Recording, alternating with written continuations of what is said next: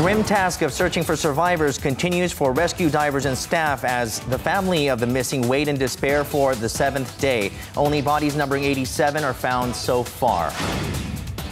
The nation comes together to aid and help the families affected by this crisis, regardless of age and location.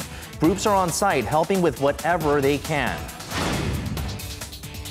Recovering survivors are not only suffering from physical injuries sustained, but the post-traumatic mental stress. Extreme shock and anxiety are reported from the many hospitalized. On Korea Today, Tuesday, April 22nd, 2014. From Arirang News, this is Korea Today.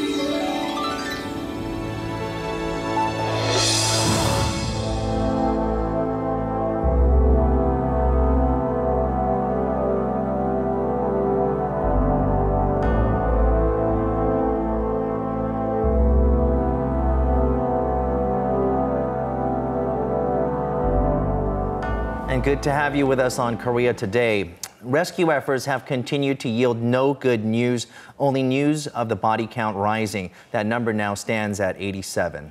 Now, while the nation is coming together as one in praying for a miracle, condolences are pouring in from afar from more than 40 countries. Russian President Vladimir Putin and Queen Elizabeth II have expressed their sorrow in the fact so many of the victims are students. That's right. In the meantime, the families of the victims are now asking for an autopsy in a desperate effort to get to the bottom of what really happened. We'll find out more about that later in the program. We will begin this morning at the Pyeongtaek Harbor, though, where search and rescue operations are on the 7th day. Rescue teams are working around the clock in hopes of finding any survivors, though so far only bodies, close to 30 of them overnight, have been recovered. Let's go right over to our correspondents Hwang Sung-hee and Ji Myung-gil, who are standing by live at the harbor, just 20 kilometers away from the accident site. What's the latest?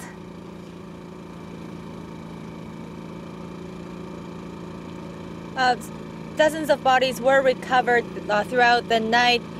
Dozens of bodies were recovered last night, raising the total confirmed death toll to 87. Now, most of these bodies were spotted at the 3rd and 4th floors of the vessel, which is where, of course, many of the passengers were believed to have been at the time of the accident. Now, the 3rd floor of the vessel is where the cafeteria and the lounge are, and the 4th floor is where the cabins are. Now, the bodies of 3 foreigners, which include 2 Chinese and 1 Russian, were included among this number. As you can imagine, there were cries of parents throughout the night, wailing and howling for their children after they received reports confirming that their child had died.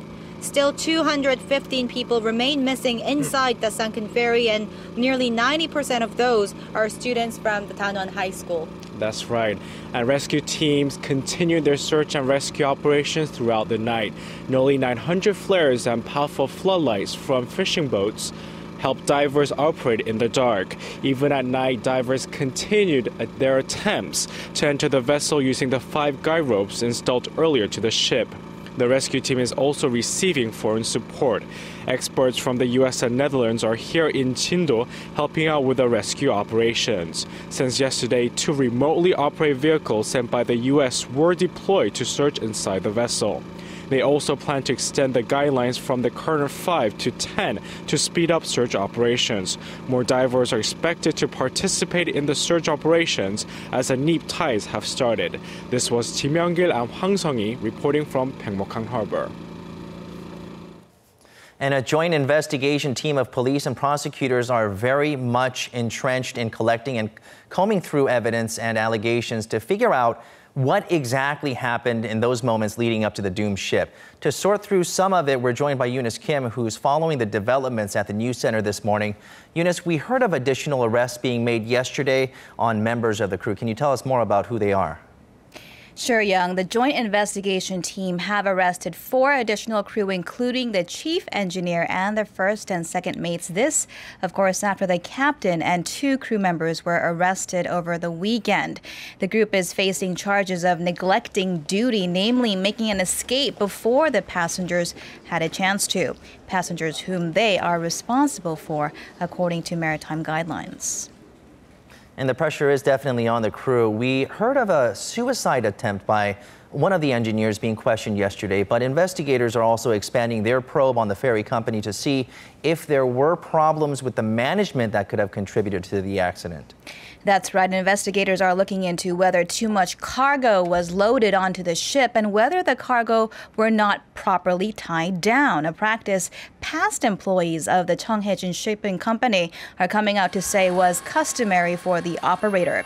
Meanwhile, the initial curve of that sharp turn we're hearing was not as severe as initially suspected, more a J-shaped turn than a sharp 90-degree angle, which suggests that the possibility the ship was trying to avert an obstacle is less likely, though it is difficult to say why the person at the wheel made the turn that he did.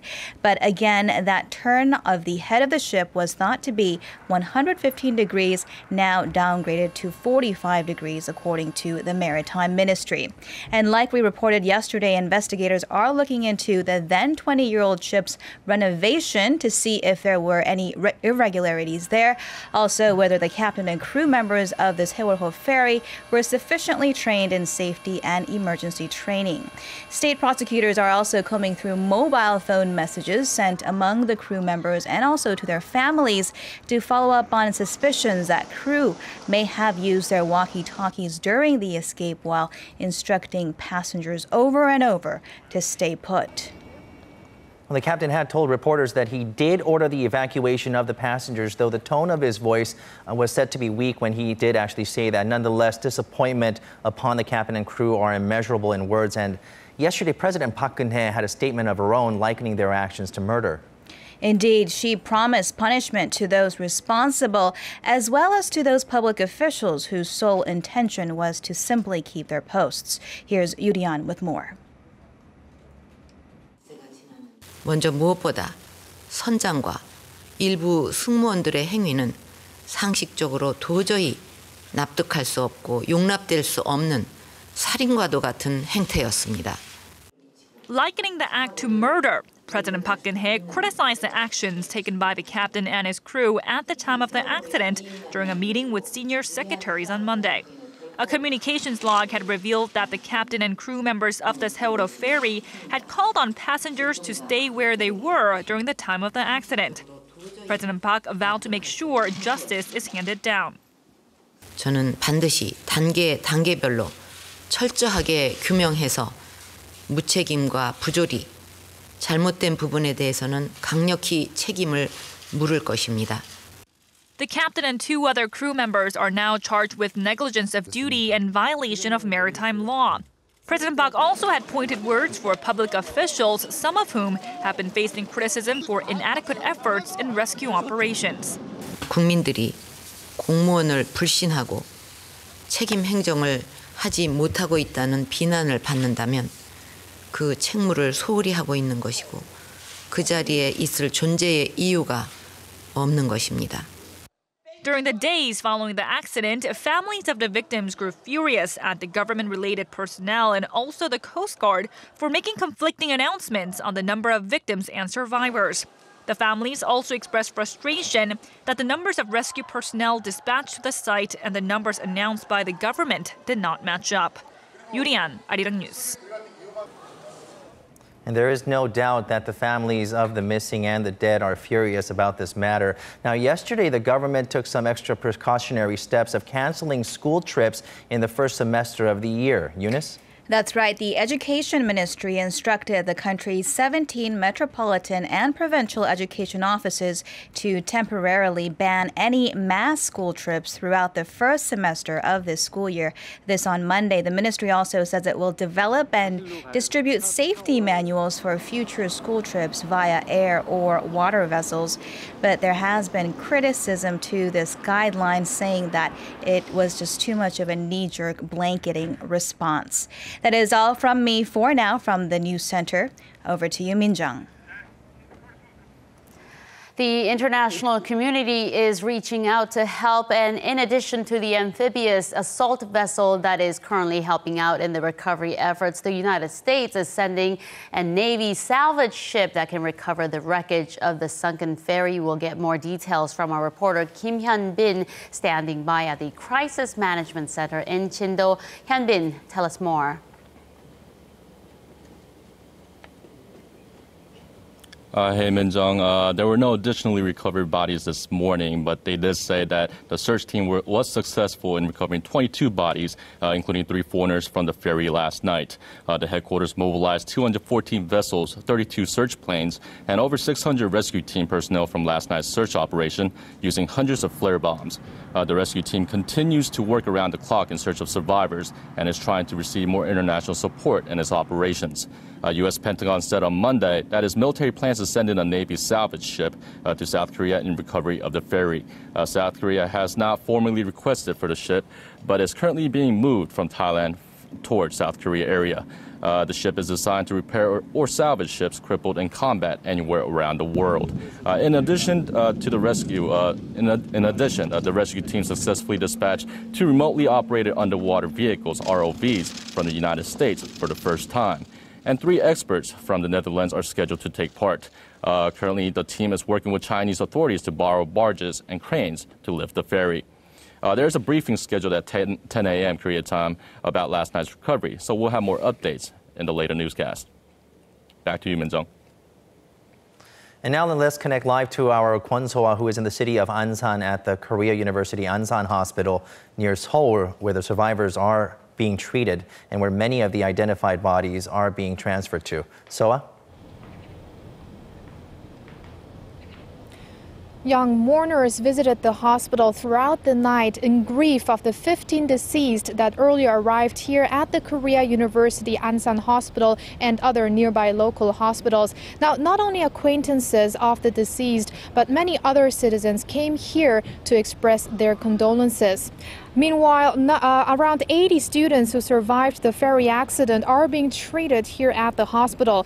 Many of them are suffering from mental stress and depression, but the director of the hospital said in a briefing Monday that their conditions have improved since they arrived here. Now, sophomores and seniors of Tanwon High School here in Ansan are expected to return to their classrooms on Thursday, as the school will reopen its doors to let them return to their daily lives. Now, along with regular classes, the focus will be on helping the students cope with the traumatic events of the past several days with the help of doctors and therapists. And it will be very difficult for them to get back to their regular schedules. So the funerals of the dead students and teachers, it won't be held individually, will they?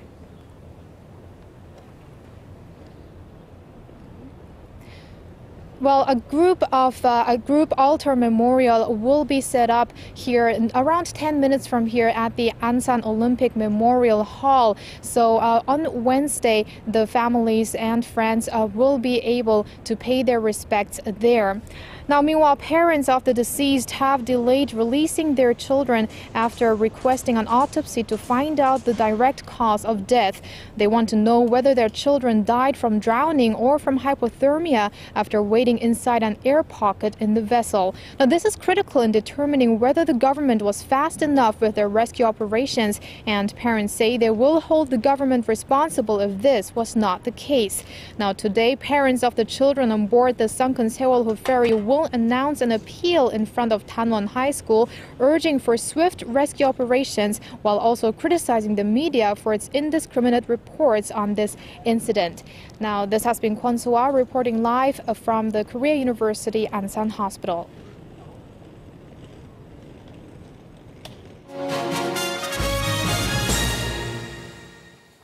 It's an idea difficult to face, but hopes of finding survivors are slowly dimming as we enter the 7th day of search and rescue operations.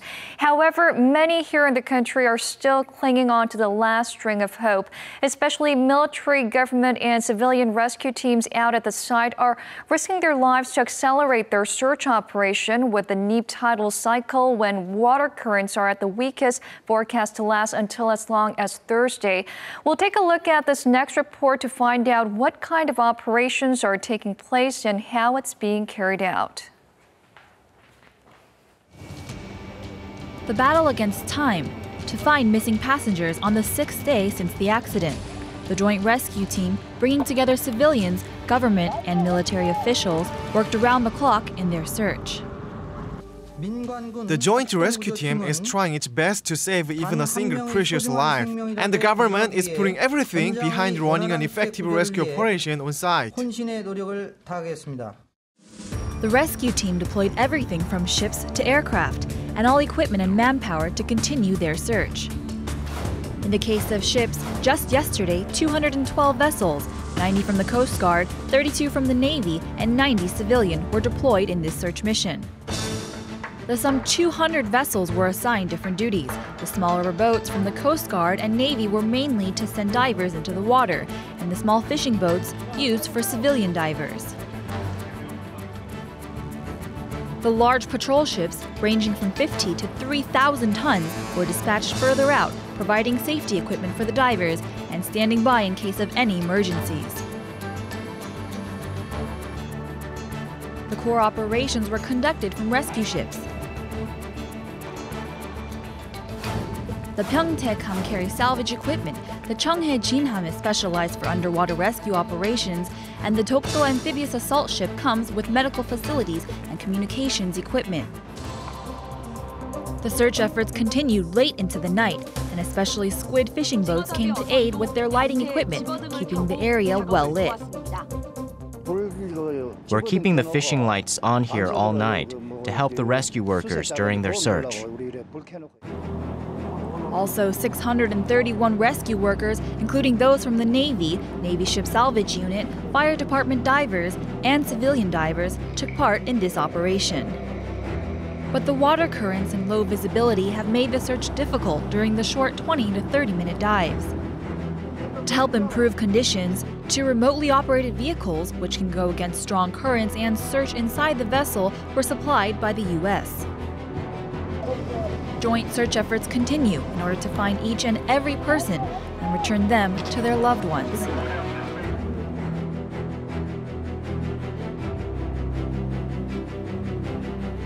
And for more on the ongoing rescue efforts, which have received some reinforcements, Im Yoon-hee joins us in the studio. Good morning. Good morning. Good morning. Now, hundreds of divers are risking their lives going into the vessel, and this ROV underwater equipment is proving to be quite handy. So tell us more about how this operation works. Right, so instead of sending people, oftentimes with these underwater expeditions, they'll send this ROV, or remotely operated underwater vehicle. Now, this machine can go up to 3,000 meters deep and is equipped with lights and cameras, which it then sends real-time feedback to the boat. So you can imagine how much of an advantage it gives underwater expeditions. Now, starting from the 80s, people began using these machines to search for things such as wreckage and mines underwater. Now, in this case, the ROV was sent down on the night of the 20th, and there it was used at the weakest point of the current. It was used to search where divers could not access. And so, unfortunately, they were hoping it would give them more results, but the currents were a lot stronger than they were expecting. So they're still using these ROVs to get the results that they're looking for. Now, Yoon-hee, visibility has been an issue throughout the rescue operations, and now they've implemented the use of sonar equipment, which could help a lot with that. So they have been using this sonar equipment since about 7 a.m. yesterday. And so what this machine does is it uses acoustic technology to send sound waves to the seabed, and the sound waves will bounce off objects as well as the seabed, and it'll go back to the machine where it'll then be calculated and turned into a map or an image so they can have a better idea of what's going on down there. Right, and nets have been also set up around the sunken ferry to prevent the loss of any potentially drifting bodies. Could you tell us more about that? So they have been using something called the bull trawl, and what this involves is using 4 different boats with nets attached to the boat so that spreads out, creating a wall to prevent any possible bodies from drifting away.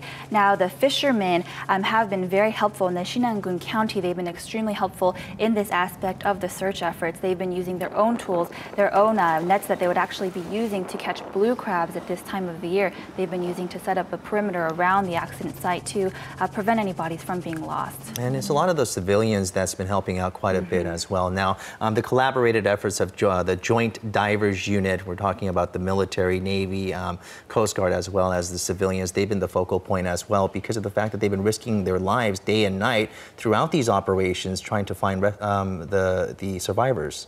So roughly about 600 divers have been mobilized and were able to establish about 5 guidelines into the ferry, hoping to thoroughly search the 3rd and 4th floors of the ferry. Now, because of the dangers of the divers, when they enter the waters, they are sent in pairs. Now, once they are in the areas, they'll search their designated places and return together. Now, the divers' oxygen tanks are supposed to hold about an hour's worth of oxygen, but in reality, they're only given about 20 to 30 minutes down there, so it really hinders their ability to search. And so the current divers are participating in a rotating system, so they are sending these divers in pairs together, and they are going to these 5 guidelines, and they are continually sending these divers out to maximize any hopes of finding any survivors. Right. And these divers really have to exercise caution as well, because the last thing we want is for these divers to lose their lives as well in trying to rescue other people. Now, I believe that the divers have been designated to search the outside area and also the inside, and those are 2 different groups of divers. Exactly. So only the veteran divers are allowed to enter the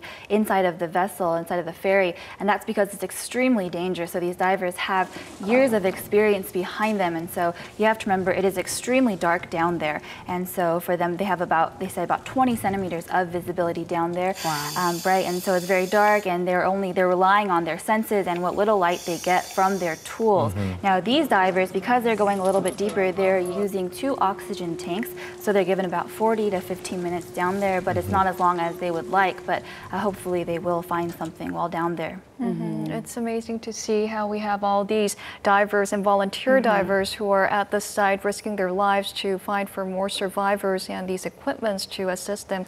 Thank you, Unit, for that report today. No problem.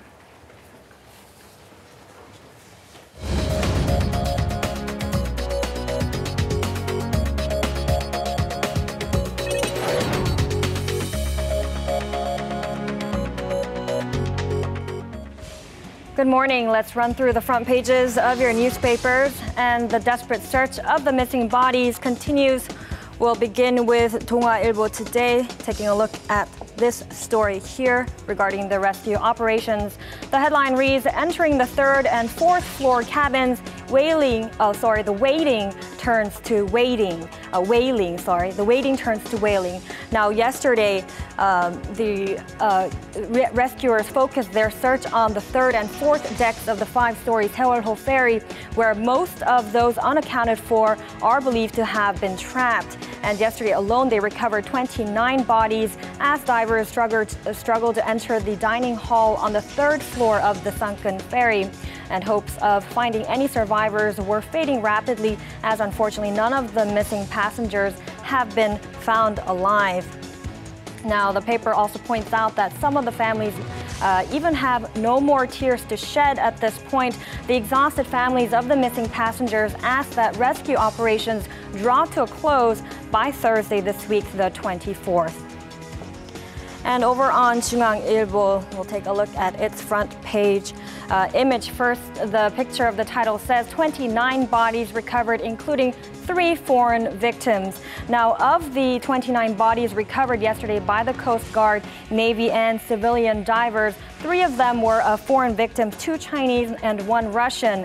And search operations have continued throughout the night. And in this headline here below the image, we'll take a look at this one. The title reads, President Park says all those responsible will be held accountable regardless of their position. You did hear earlier in the program as well. In response to rising public anguish over the tragedy, President Park Geun-hye yesterday vowed to hold every person who violated laws or regulations legally accountable.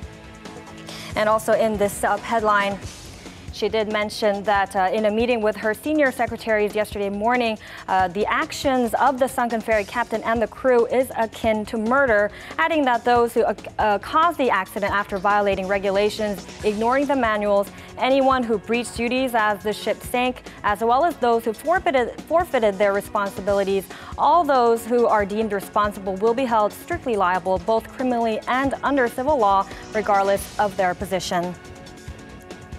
And on Gyeongyang Shinmun, we'll take a look at this picture here. It shows that countless prayers and messages are being sent out to the missing students in front of the school gate of Danon High School in Ansan. The entire nation is praying for survivors. And taking a look at the headline below here, regarding the crewmen, it reads that the crew members escaped through passageway only that they knew. I mentioned what the crew members did at the time of the accident yesterday as well, but the paper here says that the crew members, after gathering at the bridge of the ferry, escaped and abandoned the sinking ship through a pathway that only that they knew of, which goes through the cargo compartment. And let's go on to the business paper here, the Korea Economic Daily. The headline says the economy slows down as domestic demand sags. Now, with the agonizing tragedy that has shaken Korea, indicators related to domestic demand have slumped. In a state of shock and sadness, all of Korea has been mourning, thereby affecting the Korean economy, as various events have been and are being canceled too, as well as traveling in general. And the subheadline, it says that a promotion for the National Travel and Tourism Week, which is to be held in the beginning of May, have all come to a halt as well. And that was a look at your newspaper headlines for this Tuesday. And coming up are the stock numbers from Monday.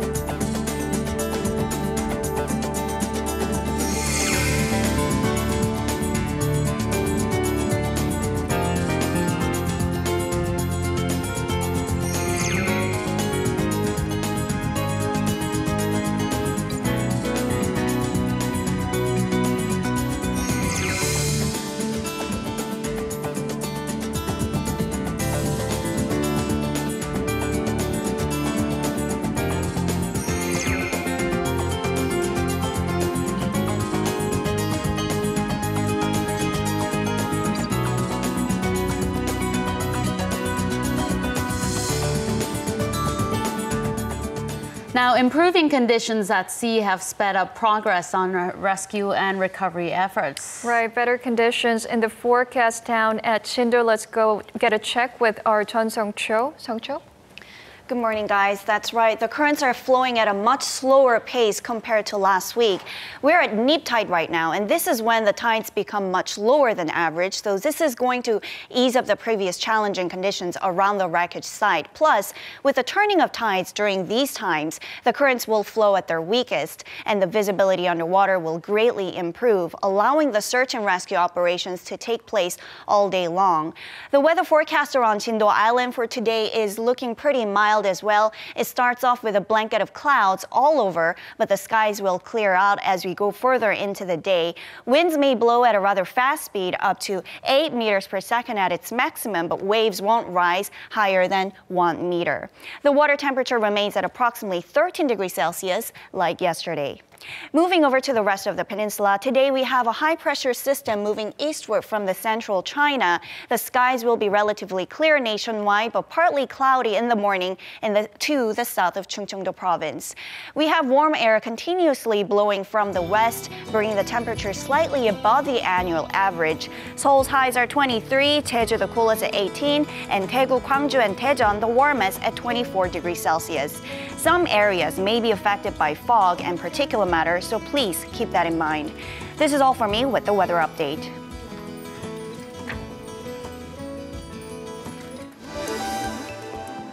And still ahead, 174 people were rescued in the initial stages of the Sewol-ho ferry sinking, with most survivors now struggling with extreme anxiety and depression. If not treated properly, it could lead to conditions such as post-traumatic stress disorder. We learn more about the mental difficulties they face.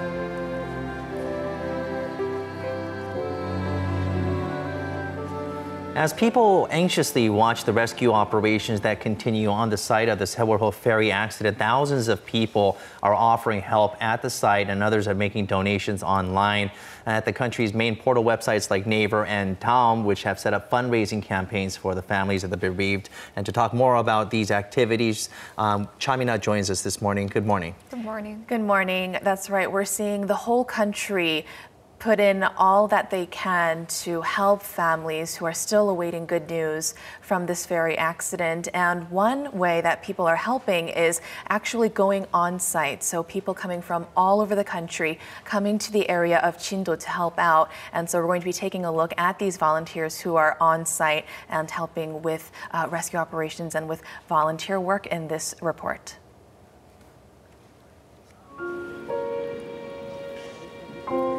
The entire nation is entering the 7th day since the ferry accident, and families who have yet to find their loved ones continue to wait in undescribable sadness.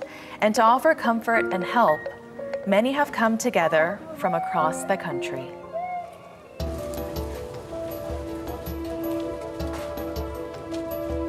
According to the Central Crisis Management Center on Monday, roughly 255 groups with a total of over 9,400 volunteers descended on site as of Sunday. Regardless of age, many volunteers continue to come together to offer whatever support they can offer. Many groups are also on site. They're busy providing support in the rescue operations. From early hours of the day, Salvation Army volunteers are providing hot meals to give people the strength they need. We've come from Seoul, so we need people from around here that can help in the morning. We want to make this a service that's available at all times. But as of now, we can only do breakfast, lunch, and dinner. That's why if we have more volunteers, we can provide meals at all times for those who want to eat. But we are not at the stage yet. And at the Chindo Indoor Auditorium, where families of the passengers are staying, many are suffering from deteriorating health conditions. So volunteers are also there for medical assistance. Doctors have opened emergency treatment booths, checking up regularly on the health conditions of those there. Members from the Korean Pharmaceutical Association are also there to provide necessary medicine and supplies.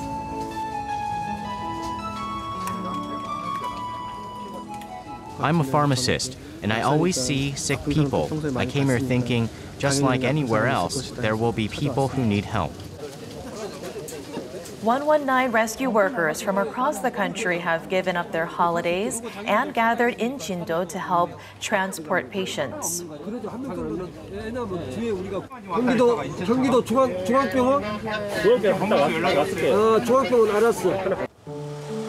They've also made possible the swift transportation of victims discovered on site.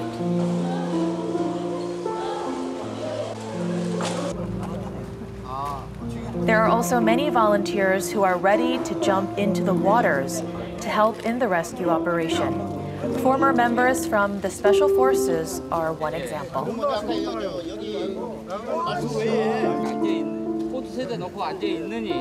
만약에 저기 나가 합동원 신문 다섯 분이 다시 와서 교도로 나가면 여기 5분 나갈 수 있다는 아 우리가 거기 구경하려고 만약에 시시라 있으면 시시라 Meanwhile, civilian divers draw up plans at the port for their rescue operation. 모터보드가 있어요. 조그만 보드. 그걸 해서 2대씩 줄을 줄 거예요. 닷을 줘서 어떻게 하느냐.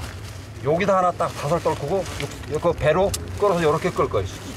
줄을. 또 하나는 이쪽에 떨궈서 이렇게 끌 거예요. 그럼 요 맞아지는 부분이 있잖아요. 여기다 묶을 거거든요. Shortly after news about the accident broke, these volunteers rushed over to the Chindo Island area to aid in the search and rescue operation for missing people. 지금 배 왔어. 지금 일단은 구조대분들이 먼저 가야 되니까 지금 이 장비를 지금 다 싣고 갈 거야. 이거 다 지금 여기 다 준비돼 있어 가지고 일단 이거 먼저 다 싣고 그런 다음에 우리가 탈 수 있으면 타고. And as you can see, it's the hope and commitment to help those in desperate need that brought these divers and many others together at the site of the accident.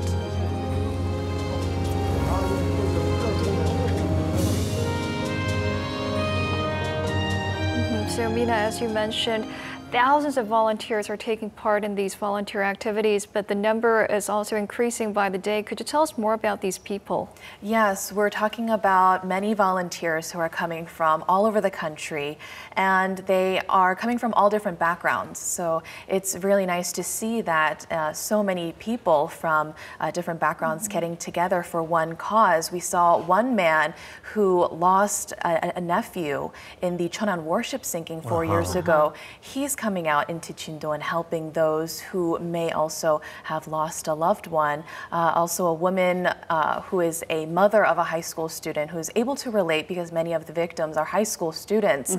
She has come to help with cooking meals and cleaning up efforts at the site as well. So we're seeing many different people coming from different parts of the country, as well as family members, even office workers and so forth. So it's all about a team effort that we're seeing here.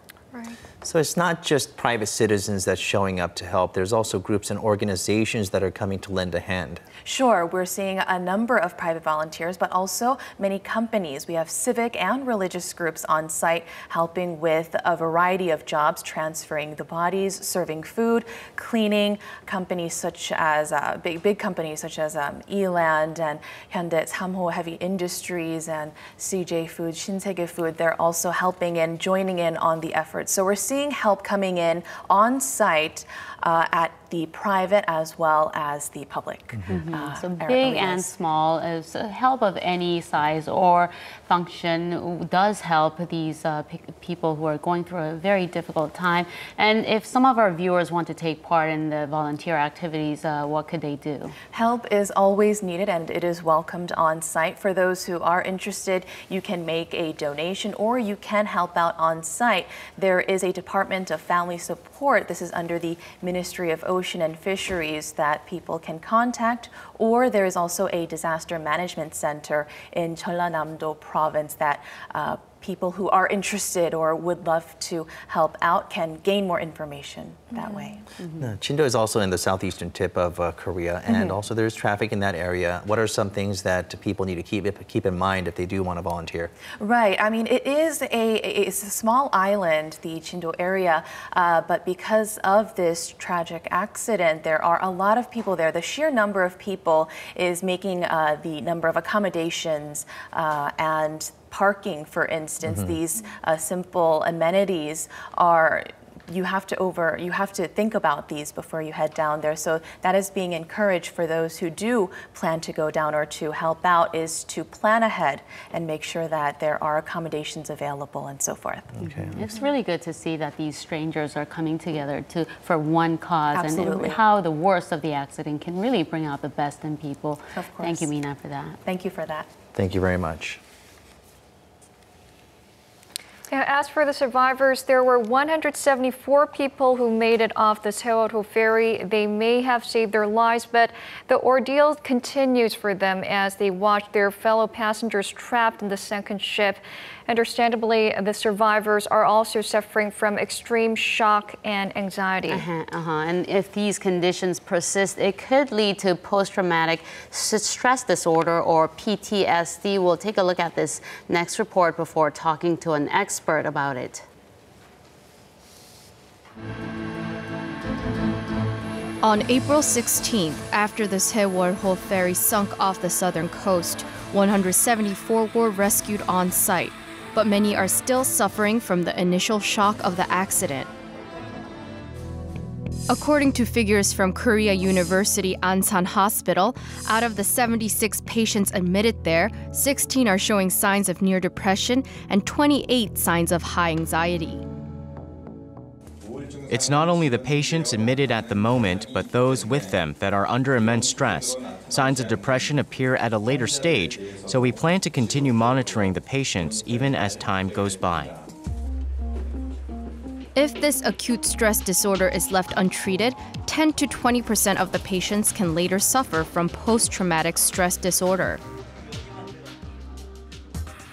PTSD is an anxiety disorder that people can develop when they have sustained physical injuries or seen a life-threatening situation firsthand. People can have flashbacks of what they've been through. They might see scenes from the accident when they close their eyes or have nightmares. There's also avoiding things.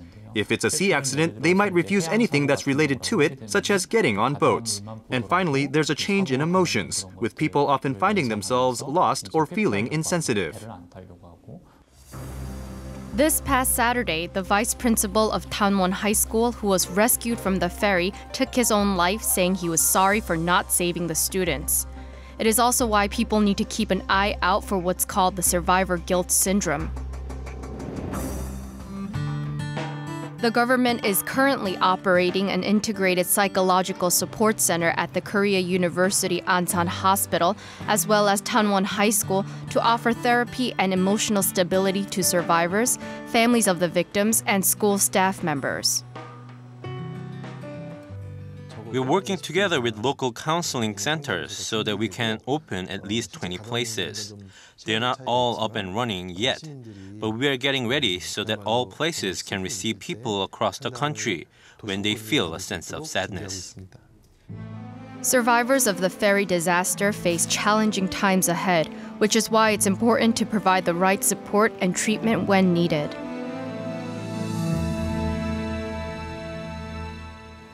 Incidents like the current ferry disaster or large-scale natural disasters can leave people in a state of shock and lead to PTSD.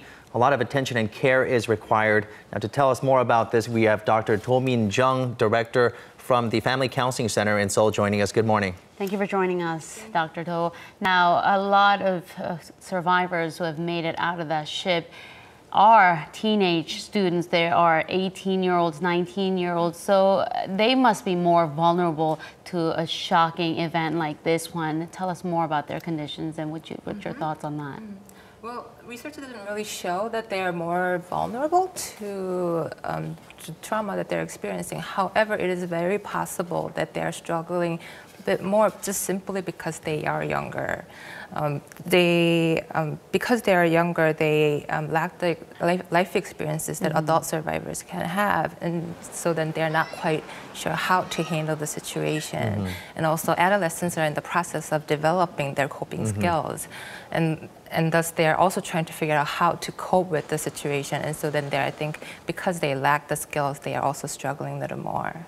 Okay, so they are in their developing stages of life. But are there certain types of people who are more vulnerable? Well, it's really difficult to say. However, if the person has a history of mental illness or past trauma, then I think they can feel a little more vulnerable to trauma. And as we saw in the report, we experienced the death of the vice principal of Tanwon High School who took his own life. Now, the discussion about a syndrome called survivor's guilt has surfaced after this incident. Could you tell us more about that? How is it different from the PTSD? Well, survivor syndrome or survivor's guilt can be viewed as a secondary symptom of PTSD.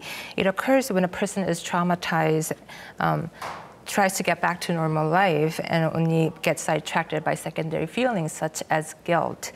And in this case, the questions to make sense of the situation, such as what could I have done to prevent the situation, or how come I was spared, are the questions that can come up. And because of those questions, I think that can, if not treated appropriately, then can lead to depression, anxiety, or suicide in this case too. So because a lot of the survivors seem to have some of the family members inside that ship, or at least that little girl that we saw in the report, she has her entire family on that ship. She is too young to realize really what's going on, but still she might grow up and develop these feelings. And initial stages is really important to detect any signs of depression and cure that or prevent that.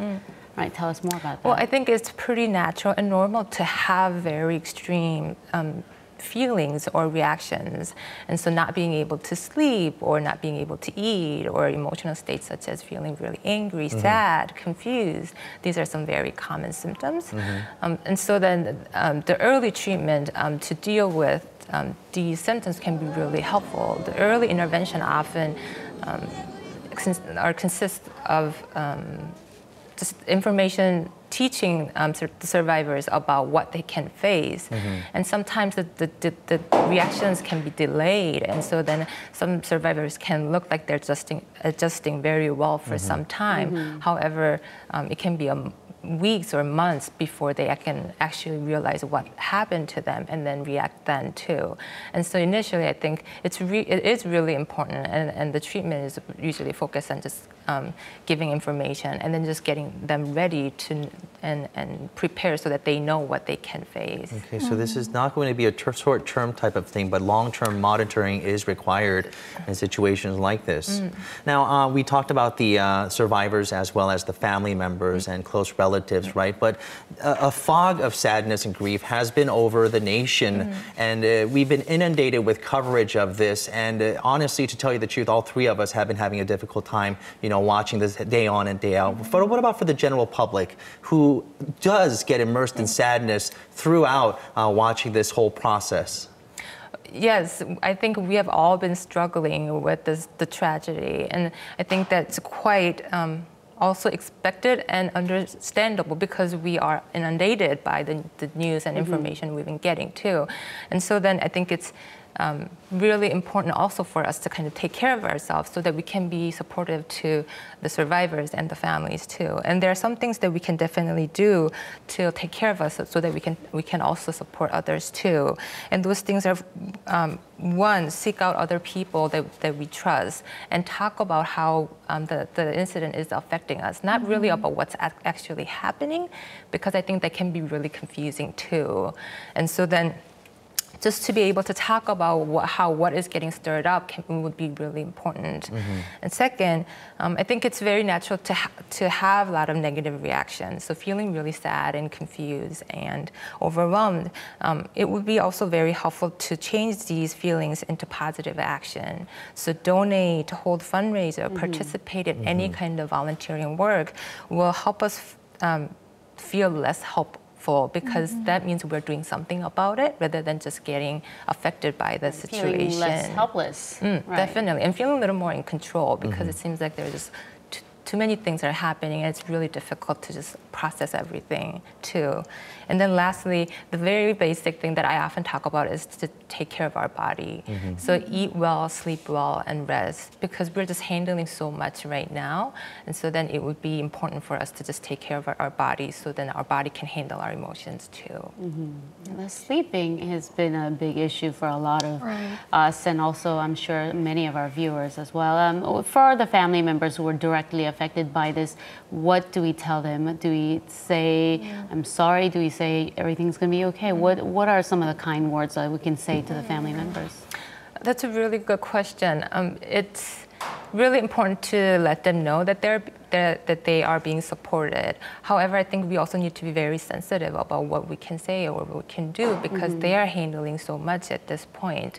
And so letting them know that they can ask for help is, I think, it's the important message that needs to go out, but also just respect their privacy and their personal space, so they can also figure out, they feel like they have the space to figure out what they need to figure out. Okay. Right. Thank you so much, Dr. Do, for your time this morning. Thank you.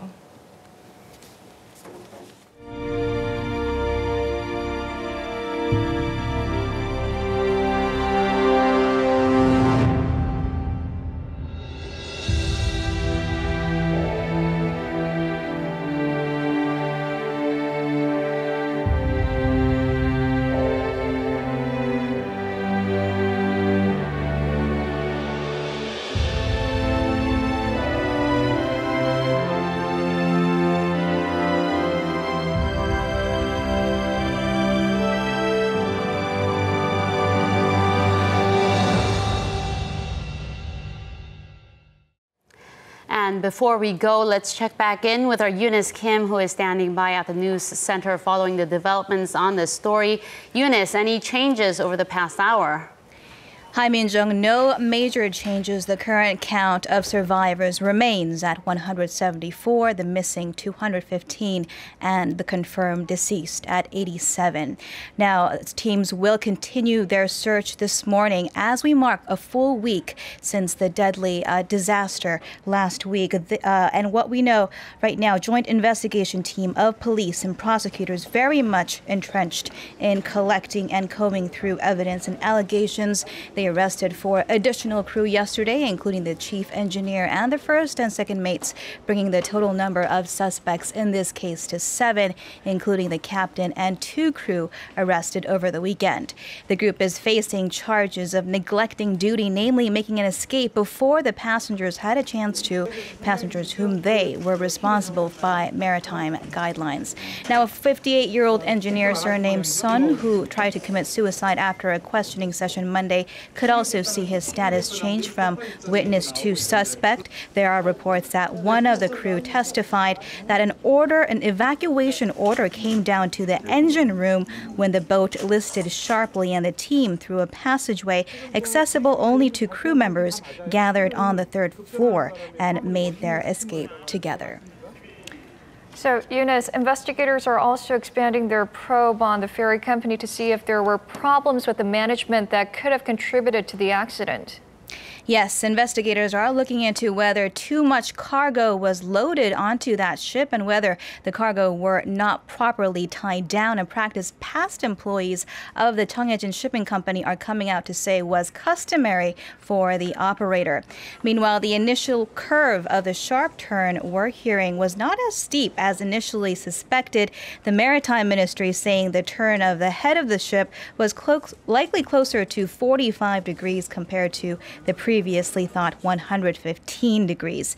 This suggests that the possibility the ship was trying to avert an obstacle is less likely. And that's all from me for now. From the news center, we'll definitely keep you updated throughout the day. Over to you, Min-jung. And thank you very much, Eunice, for those updates. And we will be updating you throughout the every hour on what's happening with the ferry rescue attempts and the rescue efforts. The international community has been praying for South Korea, and our station that reaches the viewers across the world, they have been writing to us with messages of support. We do appreciate them, and we do ask for the world to keep on praying for South Korea. Thank you very much. Do stay with us. Thank you for watching.